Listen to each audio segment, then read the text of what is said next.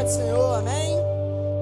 Para quem eu não cumprimentei, bom dia, por estarmos aqui na casa do Senhor, esse dia que o Senhor nos fez, por isso estamos alegres. Convido os irmãos, por favor, ainda em pé, Gênesis capítulo 30, verso 37. Gênesis capítulo 30, verso 37. Vai estar projetado na tela, os irmãos aí acredito que a maioria das Bíblias seja Almeida, Revista e Corrigida, é nessa versão que eu farei a leitura, são apenas 7 versículos, vamos fazer a leitura, está na tela, então vamos pela tela. Diz assim, ó, todos acharam? Gênesis, para quem não sabe, primeiro livro da Bíblia, molezinha de achar, ainda mais após uma EBD. Então, tomou Jacó varas verdes de álamo, e de aveleira, e de castanheiro, e descascou nelas riscas brancas, descobrindo a brancura que nas varas havia. 38. E pôs estas varas que tinha descascado em frente do rebanho, nos canos e nas pias de água, aonde o rebanho vinha a beber, e conceberam vindo a beber. E concebia o rebanho diante das varas, e as ovelhas davam crias listradas, salpicadas e malhadas. Então separou Jacó os cordeiros e pôs as faces do rebanho para os listrados, e todo o moreno entre o rebanho de Labão, e pôs o seu rebanho à parte, e não o pôs com o rebanho de Labão. E sucedia que, cada vez que concebiam as ovelhas fortes, punha Jacó as varas diante dos olhos do rebanho nos canos, para que concebessem diante das varas. Mas, quando enfraqueceu o rebanho, não as pôs. Assim, as fracas eram de Labão e as fortes de Jacó. Para a gente fechar. E cresceu o varão em grande maneira. E teve muitos rebanhos, e servas, e servos, e camelos, e jumentos. Oremos. Pai, obrigado pela tua palavra, obrigado por essa oportunidade, Senhor. Deus, em nome de Jesus eu te peço, me dá inteligência, me dá sabedoria, me dá graça, me dá discernimento, ousadia, para falar ao teu povo, aquilo que tem colocado no meu coração. Senhor, usa-me nesta manhã, Senhor, que seja uma manhã, Pai, que nós venhamos a crescer cada vez mais em Ti. Obrigado por tudo, em nome de Jesus, amém. Pode tomar seu assento. Para quem não me conhece, eu sou o pastor Paulo Henrique, sou casado com a irmã Érica Baltar. Eu tenho que falar isso, que eu acabei de completar 10 meses de casado, então eu tenho que estar sempre renovando, né, mantendo ali, falando, sempre exaltando a esposa. Inclusive estou mais gordinho, porque minha esposa cozinha muito bem, e eu estou tendo que afrouxar algumas camisas já no pescoço, porque não está dando para fechar direito. E eu sou pastor aqui na Assembleia de Deus Bom Sucesso, auxilio ali no Ministério de Adolescentes, já há alguns anos, e estou incumbido nessa manhã pelo nosso pastor, de trazer uma mensagem para os irmãos. E o que eu quero compartilhar com os irmãos nessa manhã, é um texto que ele veio há um tempo atrás, muito forte no meu coração. Sabe, ele me marcou demais, esse texto me mexeu muito comigo. E por quê? Se você ler os versículos anteriores, você vai ver que Jacó estava conversando com seu sogro sobre seu salário. Ele apacentava a gente sabe que a Bíblia foi escrita num contexto rural, tinha muita questão do gado, das fazendas, e Jacó trabalhava para o seu sogro. Aí o que aconteceu? Chegou um momento que ele quis fazer um acordo com o sogro dele e falar assim, ó, vamos fazer aqui um acordo para a gente ver o que vai ser meu salário, que até agora eu não sei qual é a minha parte e tal. No acordo que foi feito, Labão ficaria com um gado comum. Como assim comum, Paulo? Com o que aconteceria corriqueiramente, com o que era normal nascer. As cores sólidas, vamos assim dizer. E Jacó ficaria com as salpicadas, com as listradas, com as malhadas. Só que essas 3 características no gado não eram características comuns de nascerem. Ou seja, para Labão o acordo foi extremamente vantajoso. Para Jacó, teoricamente, não foi. Só que Jacó já entrou nesse acordo precisando de quê? Precisando de um milagre do Senhor. Ele já precisava, quando ele sentou para negociar, ele apertou as mãos, isso é conjectura minha, apertou as mãos, selou o acordo, hoje em dia que a gente faz assinar o contrato, botar ali a nossa assinatura, a nossa rúbrica, quando Jacó fez isso, a partir daquele momento, o acordo não era favorável a ele. Então ele já entrou, ele já começou o acordo precisando do milagre do Senhor. Só que foi o detalhe, e mais à frente, se você ler em Gênesis capítulo 31, do 10 ao 12, você vai ver que Jacó fala isso para suas esposas, ele diz que o Senhor deu uma estratégia para ele. Aí você fala, Paulo, que estratégia? Deus orientou ele a pegar algumas varas, e colocar em um local.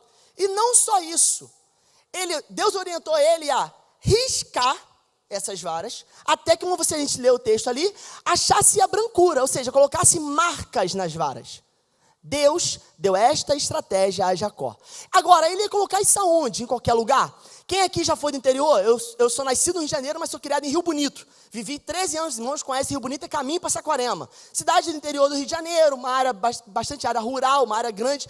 E eu cansei de passar meus feriados de carnavais em áreas rural. Ia para Aldeia Velha, em Silva Jardim, lugar de cachoeira, lugar maravilhoso. E lá a gente andava por alguns pastos até chegar no rio. O pasto, eu lembro disso como criança, eu via os bebedouros no meio do nada.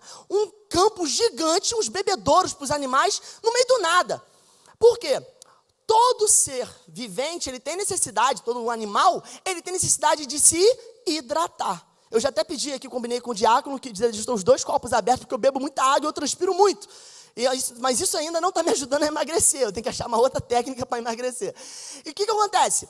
Todo animal precisa se hidratar. E qual foi a estratégia que Deus deu a Jacó? Pega essas varas e coloca essas varas perto da onde os animais vão beber.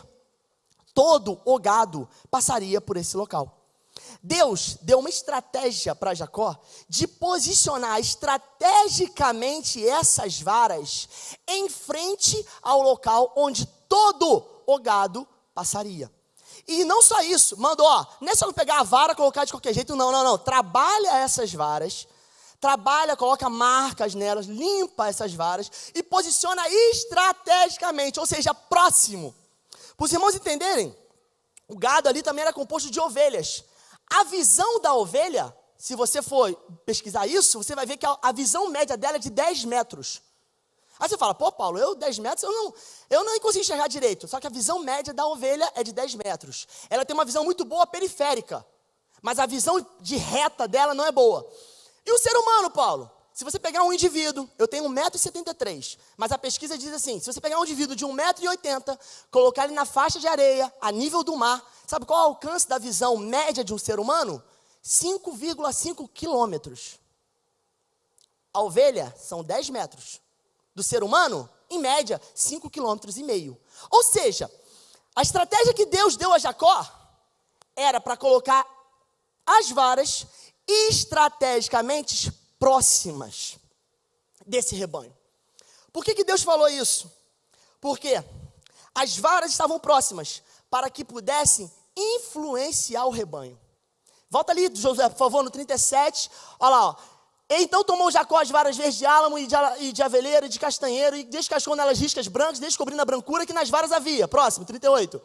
E pôs estas varas que tinha descascado em frente do rebanho, nos canos e nas pias. Não foi só em um local, foram em vários locais. A estratégia que Deus deu a Jacó foi que ele espalhasse essas varas por todos os locais onde, mas Paulo, o pasto, o campo é muito grande. Deus deu a estratégia a ele. Posicione essas varas no local comum, onde todo o gado vai ter que passar pelo menos alguma vez no dia. Algum momento no dia, esse gado vai passar ali para parar para beber água. Não importa qual seja o ponto onde ele vai se hidratar, mas aonde ele for se hidratar, vão ter varas posicionadas estrategicamente, como Deus orientou, para influenciar esse rebanho. Aí fala, nos canos, nas pias de água, onde o rebanho vinha a beber. E conceberam vindo a beber.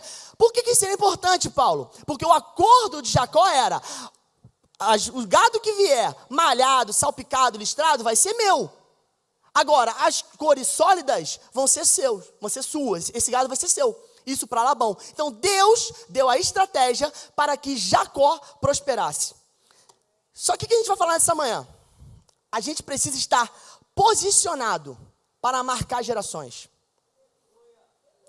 Deus colocou estrategicamente varas para que Jacó crescesse materialmente. Pode botar a imagem, Josué, por favor. A primeira.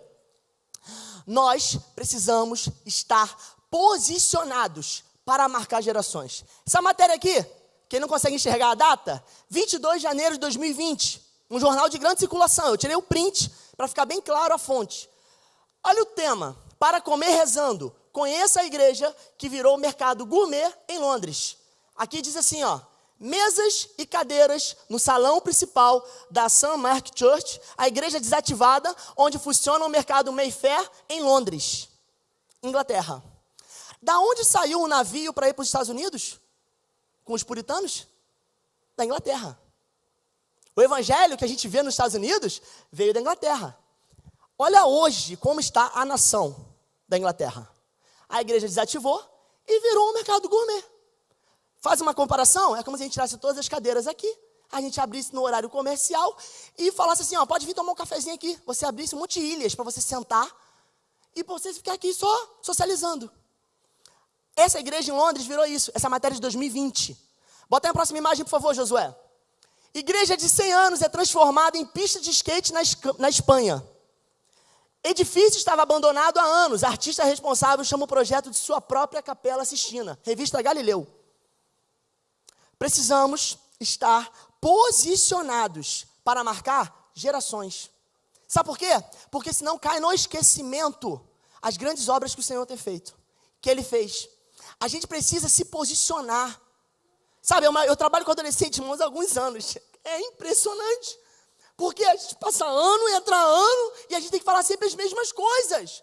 Muitas das vezes eu tenho que conversar com adolescente de 15, 16 anos, e com jovens também. Eu tenho que chegar e conversar com ele, eu falo, cara, cadê a base? Cadê a base dessa criança? Cadê a base desse adolescente? Cadê a base desse jovem? Cadê aquilo que ele foi instruído desde a sua meninice? Cadê aquilo que ele foi instruído na sua casa? Eu tenho que passar e conversar com ele da base, falar sobre Deus, quem é Deus? Esse tipo de coisa eu não precisava falar. Eu não precisaria abordar, eu já tinha que partir para um nível maior, mais aprofundado como igreja. Mas não, a gente está tendo que voltar e falar o básico para essa geração. Precisamos estar posicionados para marcar gerações. Só que como que eu faço isso, Paulo? 3 pontos. O primeiro dele, proximidade. Lembra que eu falei que Deus deu estratégia para Jacó para colocar a vara próximo da onde o rebanho estaria? A gente quer influenciar à distância. A gente quer terceirizar a nossa influência. A gente quer terceirizar para colocar a marca nas pessoas, para passar um ensino, um conhecimento. A gente passa de segunda a sábado com a criança, com o adolescente, com o jovem, com o adulto, com os nossos parentes, e a gente terceiriza para a igreja, achando que a igreja vai conseguir fazer em 2 horas o que a gente não fez a semana inteira. Precisamos estar posicionados e próximos. Quem vai dar influência é quem está próximo. Quem está próximo. Quem está aqui do lado, ó.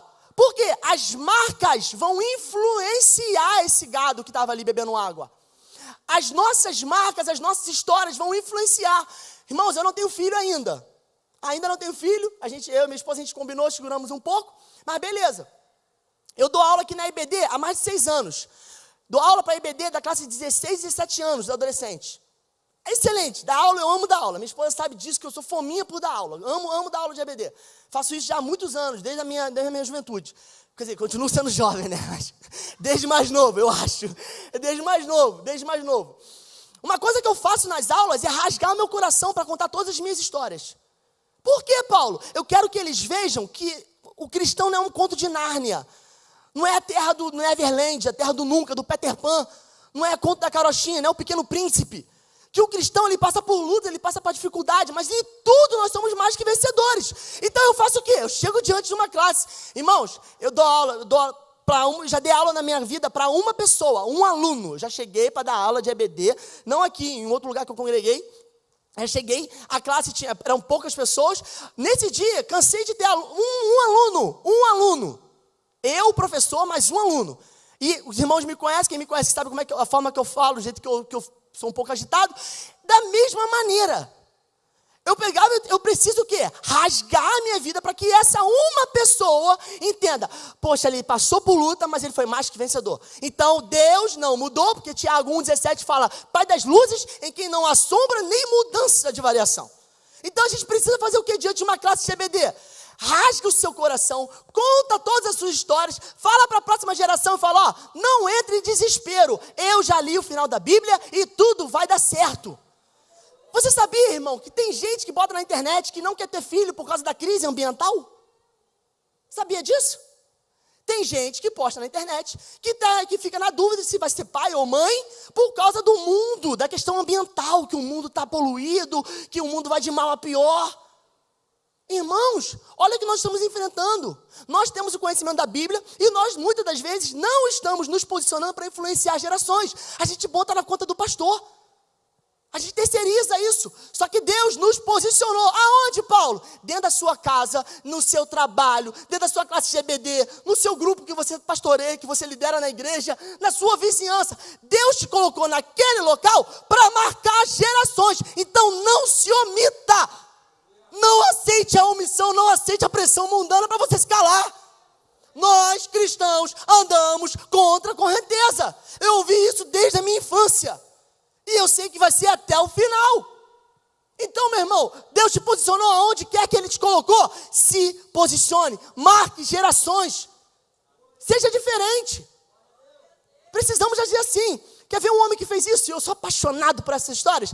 1 Coríntios 11:1. Coloca aí, Josué, por favor.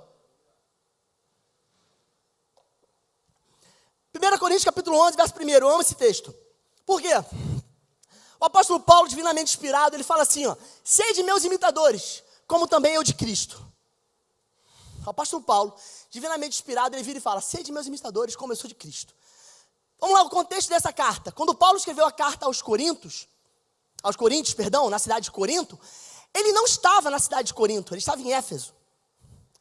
Ele ficou nessa cidade, nessa localidade, com essa igreja, 18 meses, 1 ano e meio.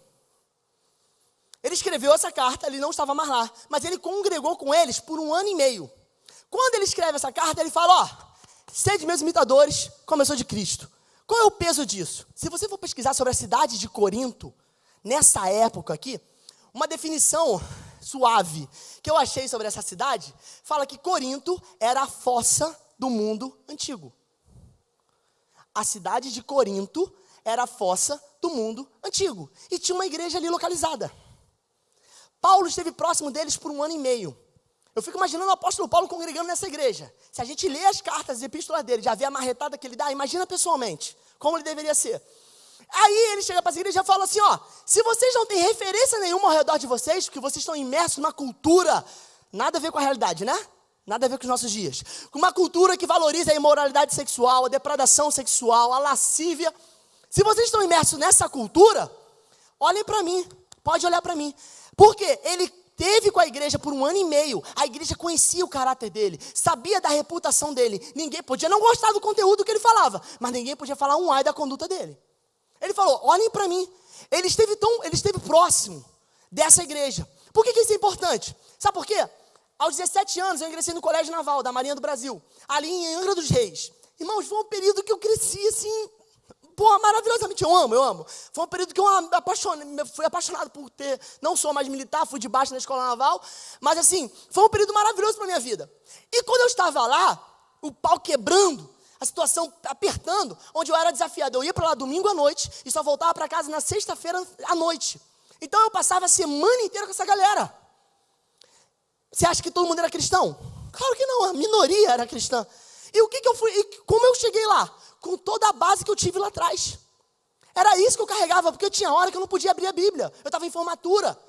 O tenente na minha frente reclamando da minha barba. Eu tinha que fazer barba 2 vezes no dia, irmãos. Tinha que fazer a barba de manhã na alvorada e na hora do almoço o bigode, por causa que estava já grande. Então, às vezes, o tenente parava para mim, às vezes falava umas piadinhas, algumas coisas, você tinha que fazer o quê? Tem que manter a compostura. Fala assim: Senhor, me dá graça, me dá força, me dá força, me dá força. Porque a gente é testado o tempo todo. Meus pais não estavam comigo ali, meus líderes não estavam comigo ali, meus pastores não estavam comigo ali, mas aquilo que eu fui instruído ao longo da minha infância, ao longo da minha vida, de pessoas que estavam próximas a mim, que colocaram as suas marcas em evidência para me influenciar, gerou um resultado que quando eu precisei, essas lembranças foram ativadas e eu pude passar por todas essas dificuldades. Irmãos, é o Espírito Santo que nos traz a memória. Eu não tenho a ilusão de que numa aula de EBD eu vou resolver os problemas do mundo. Eu aprendi isso com o pastor Marcos Cedecias aqui em 2017 no curso Vocatio. É o Espírito Santo, irmãos, que vai agir em você. Só que não adianta eu estar próximo sem ter 2 pontos também muito importantes. Primeiro deles, intimidade.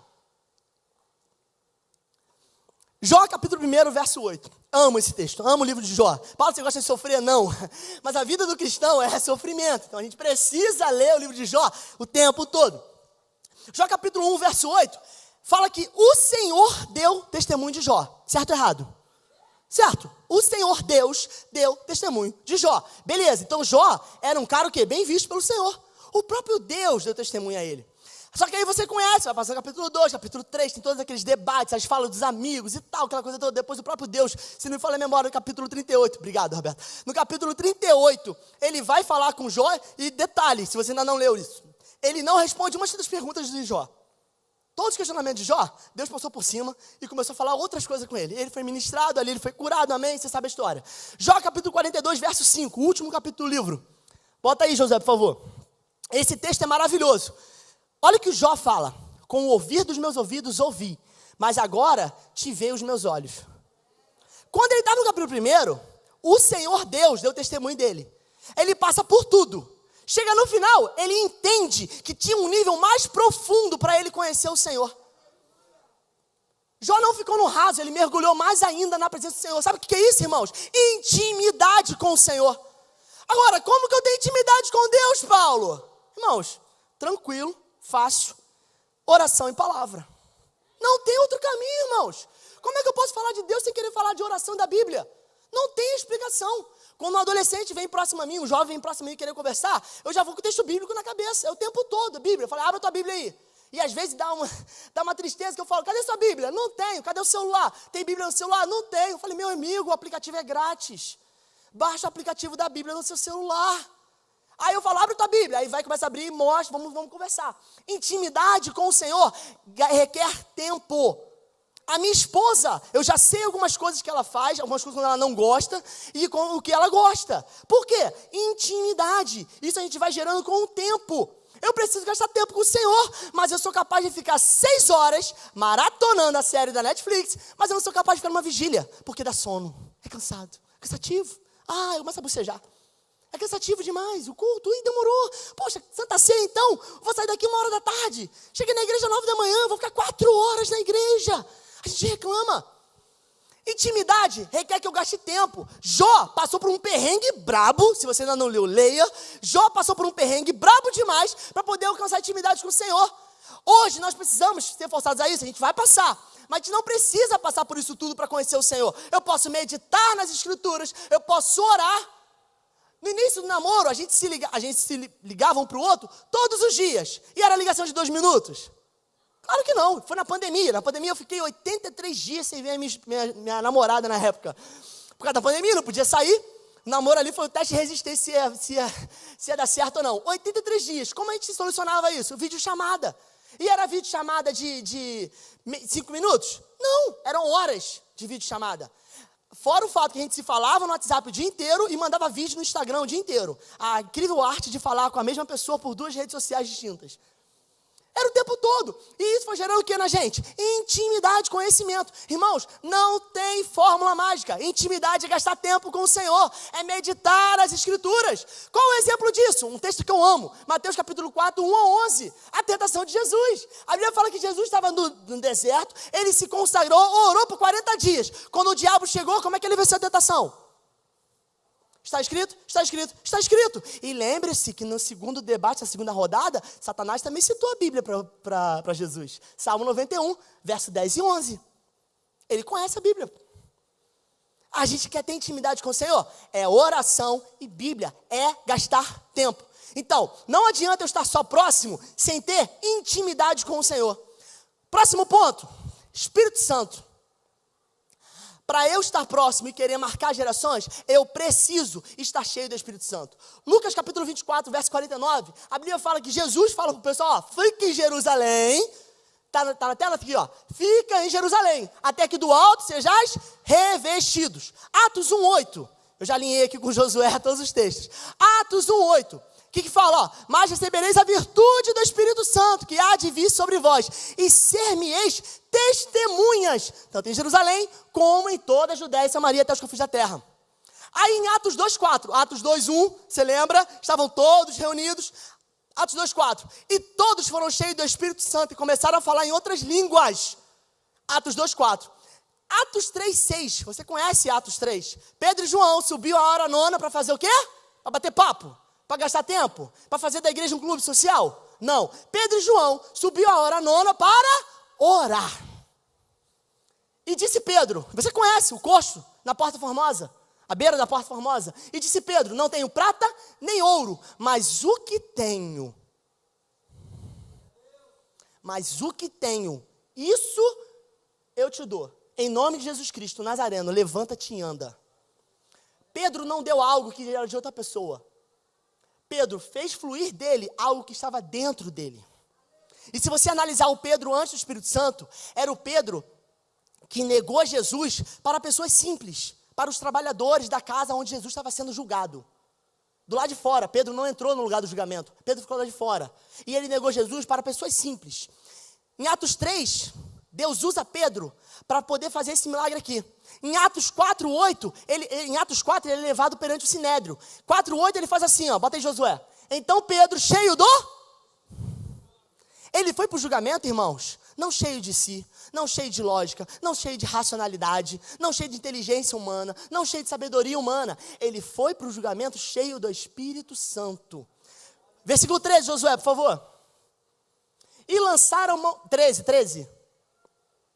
Então eles, vendo a ousadia de Pedro e João, e informados de que eram homens sem letras e indoutos, se maravilharam e tinham conhecimento de que eles haviam estado com Jesus. Aí recebe aquela reprimenda, não fala de Jesus, fica quietinho, aquela coisa toda. E o que eles fazem? Versículo 20, Josué, por favor. Atos 4:20. Porque não podemos deixar de falar do que temos visto e ouvido. Eles estavam próximos, eles eram íntimos e eles estavam cheios do Espírito Santo. O resultado foi isso aqui, irmãos. A gente quer os resultados, mas a gente não quer pagar o preço.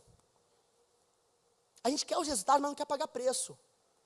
Eu sei o preço que meus pais pagaram sobre a minha vida. Você acha que aos 10 anos de idade eu não virei para minha mãe e falei que não queria mais ir para a igreja? Você acha que eu não falei isso não? Falei para minha mãe. Tive a coragem, a ousadia, a audácia de falar para minha mãe, aos 10 anos de idade, não quero mais ir à igreja. Por quê? Porque eu ouvi um outro coleguinha da igreja falando também que não queria mais ir para a igreja. Só que minha mãe é uma mulher tranquila, só que não. Minha mãe é braba. Minha mãe é braba demais. Ela chegou para mim, não gerei filho para o mundo. Acabou. Foi a fala da minha mãe para mim. E estou na igreja até hoje. Irmãos, é gastar tempo. Vai dar trabalho. Vai dar trabalho. Eu preciso estar próximo. Eu preciso estar íntimo do Senhor. E eu preciso ser cheio do Espírito Santo. Por que, Paulo? Os irmãos aqui que já andaram de avião, e aqueles que ainda não tiveram essa oportunidade, eu só fui ter oportunidade pela Marinha, depois de muito mais velho. Então foi a primeira vez que eu viajei de avião, não fui eu que paguei, foi missão. E assim, é muito legal porque tem aquelas instruções que a gente vai voar, né? Antes de levantar o voo, tem aquela instrução da aeromoça, que geralmente muita gente ali fica, mesmo que você seja um passageiro frequente, preste atenção nas informações, é aquela fala do gravada. Tem uma instrução ali que é muito interessante, sabe qual é? A aeromoça instrui assim, ó, em caso de emergência, em caso de meu Deus, esqueci o nome, de turbulência, aquelas coisas todas, vai cair máscaras de ar. Se você já viu isso em filme, ou vai ter oportunidade, cai a máscara de ar. Quando cai aquela máscara para você respirar, para ter oxigênio, sabe qual é a instrução que dá? Você deve colocar essa máscara primeiro em você ou na criança, ou numa pessoa debilitada?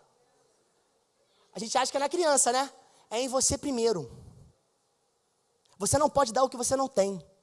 Se você está perdendo oxigênio e vai ficar desmaiado, como é que você vai ajudar alguém? Como o pastor Eliezer falou aqui no final da aula dele, um cego ajudando outro cego vai levar para onde? Para o abismo. Eu preciso colocar primeiro em mim, aí eu tenho a máscara, estou com oxigênio, estabilizei, aí eu vou colocar nas pessoas que precisam. Eu não posso dar o que eu não tenho. O que eu vejo muito hoje na nossa geração é gente querendo dar o que não tem. Eu preciso estar próximo para poder marcar gerações. Eu preciso ser íntimo do Senhor para marcar gerações. E eu preciso ser cheio do Espírito Santo para marcar gerações. Irmãos, isso não é só de segunda a sexta no horário comercial. Isso é 24/7. É full time o tempo todo. Eu tive uma experiência uma vez aqui, acompanhando um adolescente. A gente faz um culto aqui domingo à noite. Todo domingo à noite faz um culto para os adolescentes aqui embaixo. E a gente acaba o culto ali, no horário aqui do culto aqui de cima. Beleza, um adolescente vem procurar. Falou de um problema bravo, grave. E eu ali ajudando ele, orientando. Papo de 8h30 da noite, 9 da noite. Falei com ele ali, acabou, beleza. Foi embora para casa. Cheguei em casa domingo à noite. Domingo é um dia corrido, é estressante. É porque vai para lá, vai para cá, é muito intenso. Acaba o culto aqui, a gente fica. E eu me amarro, fica na igreja após culto. Ficar batendo papo com todo mundo. Eu falo muito, irmãos, converso muito. E aí eu gosto de ficar, então é cansativo. Beleza, fui para casa, 10 e pouco da noite. Sentei, sou ser humano, tenho direito a isso. Sentei no sofá, falei, vou fazer um lanche. Vou só ligar uma TV aqui, uma série qualquer, vou abstrair. Vou desligar o cérebro aqui, como se fosse possível. Vou desligar o cérebro aqui e vou aqui relaxar, comer um lanchinho. Nesse horário, eu estava lá descansando, um momento digno meu de descanso, sentado no sofá, recebo a mensagem do adolescente: Paulo, caí de novo, fiz besteira. Falei, caraca, cara. Falei, meu Deus, eu estou aqui descansando, num momento de conforto. Só que Satanás não brinca de ser diabo. Ele não está brincando, aí. Eu trabalho no centro da cidade. Quinta e sexta-feira, quem aí que trabalha no centro vê isso, os bares estão lotados no happy hour. Só que está pior do que antes da pandemia. Parece que é como se fosse assim, fosse a última noitada que eu vou enfrentar. O pessoal está desesperado. Eu vi gente dançando na Rua Uruguaiana ali, perto da Presidente Vargas. Eu saí mais tarde do trabalho, numa quinta-feira, ou sexta, não lembro. Eu sei que era tarde, era 8 e pouca da noite. Eu saí, tinha uma mulher dançando na rua. Tão bêbada que estava. Eu falei, gente, se um carro pegar aqui desgovernado, um ônibus passar nessa rua desgovernado, a vida dela vai embora. As pessoas estão sedentas, as pessoas estão perdidas. Eu tive uma experiência uma vez com um senhor que tinha idade para ser meu avô. Eu bati um papo com ele, é um senhor instruído, culto, um homem muito culto, muito culto. E eu conversando com ele, e aí começou a entrar no assunto política. Quem me conhece sabe que eu gosto. Só que assim, eu falei, eu não quero ficar falando de política. Eu quero falar de Jesus aqui, eu quero emendar um assunto aqui. Aí lá pelas tantas ele soltou uma da origem do mal. Eu falei, é agora que eu vou. A origem do mal, aí comecei a falar de quem? Falei que lá no início Deus criou o homem, criou Adão e Eva e tal, tudo era para ser perfeito, comeu um fruto, aquela coisa toda. Falei da origem do mal, do pecado entrando no mundo, beleza. E depois eu entrei na história de Jó. Quando eu contei a história de Jó, irmãos, ele ficou fascinado pela história de Jó. Ele falou, onde eu compro esse livro? Eu falei, não, deixa eu explicar. Esse livro faz parte de uma coleção um pouco famosa, chamada Bíblia, e você vai achar esse livro ali e tal, 42 capítulos, a história é fascinante. Contei um pouco da história, ele perdeu os 10 filhos. Quando eu falei que ele perdeu os 10 filhos, o cara falou, como assim? Como isso é possível? Uma pessoa culta, com idade para ser meu avô, e não conhecia a história de Jó. Rio de Janeiro, segunda maior cidade desse país, uma das maiores cidades da América Latina. Um homem culto, instruído, que já morou fora do país. Não conhecia a história de Jó. Eu e você precisamos ser a Bíblia que o mundo não lê. Eu e você precisamos abrir e falar, irmão, aqui meu amigo, é isso aqui, é puxar o assunto, é não perder tempo. Irmãos, quando eu andava de Uber, eu gostava de sentar no banco da frente, sendo de pandemia. Eu já entrava e puxava um assunto com as pessoas. Qual é o assunto? A cidade está violenta, né? Quem é que vai negar que o Rio de Janeiro é violento? Quem nega que o Rio de Janeiro é violento? Eu falei, a cidade está violenta, beleza? E começava a puxar o assunto o quê? Aí eu falei, mas por isso que eu confio em Deus. Bora. E começava. Eu não posso perder tempo. Eu tenho que estar posicionado para marcar gerações. Porque eu não sei quanto tempo aquela pessoa vai viver. Eu não sei quanto tempo ele vai resistir. Eu não sei se talvez seja a última oportunidade que ele esteja para ouvir a palavra do Senhor. Eu e você precisamos estar posicionados para falarmos do Senhor. Só que para eu estar posicionado, eu tenho que estar próximo. E além de estar próximo, eu tenho que estar íntimo do Senhor e cheio do Espírito Santo. É assim que nós seremos usados neste local, nesta terra. Mas Paulo, eu não tenho filhos. O teu sobrinho, quando chegar na tua casa, a sua casa vai exalar o bom perfume de Cristo. E isso vai marcar, mesmo que ele fique 15 minutos na sua casa. Mesmo que o seu neto fique 15 minutos na sua casa, a cada 3 semanas, a tua casa exalando o bom perfume de Cristo, vai ser algo que vai marcar a vida dele e dela. A gente precisa tomar posse disso. A gente precisa exercer isso, irmãos. Para que eu preciso exercer tudo isso? Por quê? Por que eu preciso estar posicionado? Para cumprir Salmo 145, verso 4. Projeta aí, Josué, por favor. Já estou caminhando para o final. Se os irmãos de louvor quiserem subir, fica à vontade. Bota o versículo primeiro, por favor, Josué. Salmo 145, diz assim, eu te exaltarei, ó Deus, Rei meu, e bendirei o teu nome pelos séculos dos séculos. Verso 2. Cada dia te bendirei e louvarei o teu nome pelos séculos dos séculos. 3. Grande é o Senhor e muito digno de louvor, e a sua grandeza inescrutável. Verso 4. Uma geração louvará as tuas obras a outra geração e anunciará as tuas proezas. 5. Falarei da magnificência gloriosa da tua majestade e das tuas obras maravilhosas. 6. E se falará da força dos teus feitos terríveis, e contarei a tua grandeza. 7. publicarão abundantemente a memória da grande bondade e cantarão a tua justiça. Salmo de quem? De ninguém menos que Davi. Salmos 145, Salmo de Davi. Bota o 4, Josué, por favor. Uma geração louvará as tuas obras, a outra geração, e anunciará as tuas proezas. Igreja de 100 anos na Espanha, que virou skate. O que falhou? Igreja em Londres, que virou mercadinho para virar encontro social. O que falhou? Em algum momento, homens e mulheres de uma determinada geração começaram a ver a igreja como um clube social, como uma reunião de amigos, como uma reunião para eu fazer negócios, para eu fazer networking. Em algum momento, homens e mulheres perderam a essência do que é estar na igreja, do local de adoração.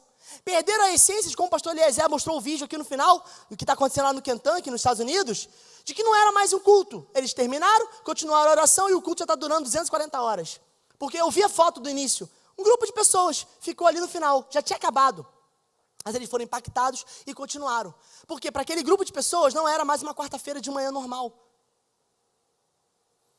Nós precisamos olhar para a gente, como diz o texto da Santa Ceia, 1 Coríntios 11, 28, examine-se, pois, o homem a si mesmo, e falar, Senhor, será que eu estou fazendo da tua casa uma rotina na minha vida? Eu tenho rotinas, eu gosto de rotina, fui militar, fui doutrinado nessa vibe, meu pai era militar também, então fui doutrinado nessa vibe.